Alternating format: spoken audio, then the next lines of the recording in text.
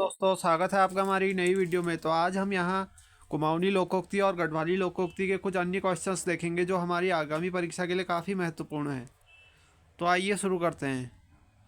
इससे पहले की वीडियो अगर आपने नहीं देखी तो प्लीज़ जाकर देख लीजिए। तो हमारा आज का है ब्याह दिनेक जैसी भूख बरतो दिनेक जस जाड़, अर्थात विवाह के दिन जैसी भूख और व्रत यानी जनेऊ के दिन का जैसा जाड़ा इसके लिए कहा गया है। और इसका अर्थ समझते हैं, भावार्थ। तो अर्थात विवाह के दिन परंपरा अनुसार गणेश पूजा से पहले वर वधु को भोजन करना वर्जित होता है, अतः भूख लगना स्वाभाविक है। उसी तरह क्या होता है, जनेऊ के दिन जातक को 7 बार ठंडे पानी से स्नान कराया जाता है, अतः जाड़ा लगना भी स्वाभाविक है। तो दोनों क्या है, स्वाभाविक हैं। तो इसलिए ये कहावत कही गई है। फिर अगला है अघन बामणी भैंसक खीर। तो इसका क्या अर्थ होगा? तो इसका अर्थ है इच्छा पूर्ति ब्राह्मण को खीर में से भैंस की बू जैसी आती है या भैंस की बू आती है। तो इसका अर्थ भावार्थ है तर्क रहित बात करना। जब कोई तर्क रहित बात करता है तो उसके लिए ये कहावत कही गई है कुमाऊनी में। फिर है एक तिलौक गुद 7 भय मैडिल बाट खे, अर्थात एक तिल का दाना 7 भाई बहनों ने बांट के खाया। तो इसका अर्थ समझेंगे, अर्थात आपस में प्रेम के बंटवारे से कोई भी विवाद नहीं होता। तो ये काफ़ी महत्वपूर्ण कहावत है हमारी कुमाऊनी की। फिर अगला है एक दांतों को मोल दी 32 दांत खोल दी, अर्थात इसका अर्थ क्या होगा? यानी कि एक दांत का मोल दिया और 32 दांत खोल दिए।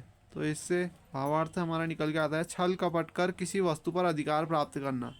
जब कोई व्यक्ति छल कपट कर किसी भी व्यक्ति पर अधिकार प्राप्त कर लेता है वस्तु पर, तो उसके लिए ये कहावत कही है।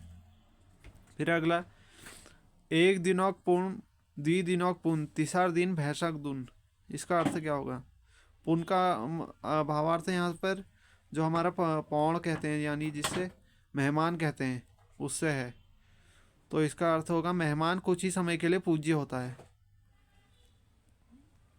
फिर अगला देखेंगे हम, मेहमान क्या होता है? कुछ ही समय के लिए पूज्य होता है, 1 दिन 2 दिन, तीसरे दिन से भैंस का। फिर है इजग न बाबुक पिनाऊ गाबक, इसका अर्थ क्या होगा? ना ईजा को मतलब जो माता होती है, बाबुक मतलब पिता, पिनाऊ गाब। तो इससे क्या होता है? सबसे असंबद्ध रहने वाला व्यक्ति, मतलब किसी से संबंधित नहीं रहता है वो व्यक्ति, उसके लिए ये कहा गया है, ये व्यक्ति होगा। फिर अगला इतर हारो तेल जीतो, इसका इतर का मतलब जो इत्र, तेल हो गया, जीतो मतलब जीता। तो इससे क्या होता है? ज़्यादा आकर्षक मित्रता कम टिकती है। जैसे इत्र उड़ जाता है, उसी तरह क्या होती है, जो ज़्यादा आकर्षक मित्रता होती है वो बहुत कम टिकती है। जैसे इत्र उड़ जाता है तेल मौजूद रहता है। यहाँ पे तेल से अभिप्राय सच्ची मित्रता से है और इत्र का आकर्षक मित्रता से। फिर है इकलू बानर जश, बानर यानी बंदर के लिए हुआ, इकलू मतलब अकेले रहने वाला। तो अकेले रहने वाले बंदर से है और इसका भावार्थ निकल के आता है कम सामाजिक या अकेले रहने वाला व्यक्ति।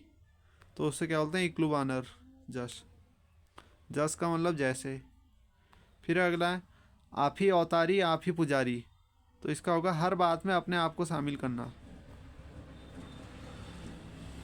फिर है इकल ढूंग लोटिन रह, अकेला व्यक्ति जहाँ तहाँ भटकता रहता है। इकल ढूंग का मतलब क्या है? यहाँ से पत्थर से है, तो ये भी पूछ सकते हैं। छोटे छोटे जो हैं, लोटिन मतलब लौट रहा है, इकल मतलब अकेला। फिर है इकारी इकारी लगौण, मतलब दूसरे की बात सुने बिना अपनी ही चलाना। कोई अपनी ही बात करने रहता है, दूसरे की बात सुनता ही नहीं, तो उसके लिए कहा गई है। फिर है इकली पराणी यतुक धारणी, यतुक धाणी, तो यह कार्य का अधिक भार होना। जब किस पे कार्य का अधिक भार होता है तो वो ये कहावत कही है। फिर है उजय की पूज, उज का मतलब यहाँ से कर्मठ व्यक्ति से है, तो कर्मठ व्यक्ति को हर जगह सम्मान प्राप्त होता है। फिर है एक खुटी में नाचण, यानी कि एक पाँव में नाचना। खुटी का मतलब यहाँ से पाँव से है, नाचण मतलब नाचना। तो क्या है? ज़्यादा ही उत्साहित होकर अपनी क्षमता से अधिक कार्य करना। तो जब कोई अपनी क्षमता से अधिक कार्य करता है तो उसके लिए ये कहा गया है। फिर है एक सिंगी बल्द सारो परिवार पालू, यानी एक व्यक्ति, कमज़ोर व्यक्ति पर सारे परिवार की जिम्मेदारी, तो उसके लिए ये कहा गया। फिर अगला है काणिक ब्याह में नौ खिंचाओ, काणिक ब्याह में नौ खिंचाओ। फिर विवादास्पद व्यक्ति के हर कार्य में समस्या उत्पन्न होना, तो तो इसके लिए ये कहावत कही गई है, कुमाऊनी की है। फिर है आपुड़ खुट जान पराई खुट उण। इसका अर्थ क्या होगा? आपुड़ मतलब अपना, खुट मतलब अभी पाँव बताया था, जान मतलब जाना, पराई मतलब दूसरे का, खुट मतलब पाँव, उण मतलब आना। तो किसी से मिलने जाने पर वहाँ से वापसी दूसरों पर निर्भर करती है। मतलब क्या, हम जाएंगे तो हम पे निर्भर है, लेकिन वहाँ से आएंगे तो हम जहाँ गए हैं उस पर निर्भर है। तो यह है, किसी से मिलने जाने पर वहाँ से वापसी दूसरे पर निर्भर करती है। फिर है आपू जोगी बागीरो दोहरा ख्वार हाथ। अर्थात अपने तो खुद मुसीबत में है पर दूसरों की समस्या का समाधान करने का नाटक करते हैं। तो उसके लिए ये कहावत है।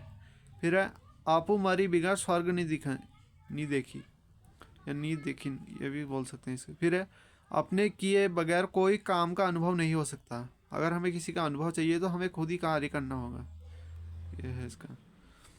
तो आज के लिए इतने क्वेश्चन काफ़ी है। मिलते हैं अगली वीडियो में, तब तक के लिए goodbye. Thanks for watching. Please subscribe my channel.